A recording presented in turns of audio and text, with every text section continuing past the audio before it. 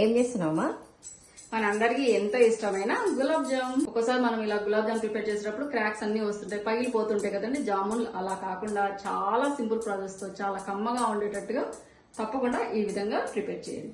ఏం లేదండి, గులాబ్ జామ్ పౌడర్ ఉంటుంది కదా, అందులో నీళ్లు కాకుండా కాచి చల్లార్చిన పాలు అనేది వేసుకునేసి ఓన్లీ పాలతో కొంచెం నెయ్యి వేసి ఇలా పిండి తడుపుకొని ఒక 10 నిమిషాల పాటు పిండిని నానబెట్టుకునేసి తర్వాత షుగర్ సిరప్ రెడీ చేసుకుంటూ ఒకవైపు ఆయిల్ స్టవ్ మీద పెట్టేసి ఇలా ఉండలు ప్రిపేర్ చేసామనుకోండి, టైం సేవ్ అవుతుంది, టేస్టీగా ఉంటాయి అన్నమాట గులాబ్ జాములు. ఇలా షుగర్ సిరప్ తయారు చేసుకునేటప్పుడు కొంచెం నెయ్యి వేసామనుకోండి, జామున్లు చాలా షైనీగా ఉంటాయి.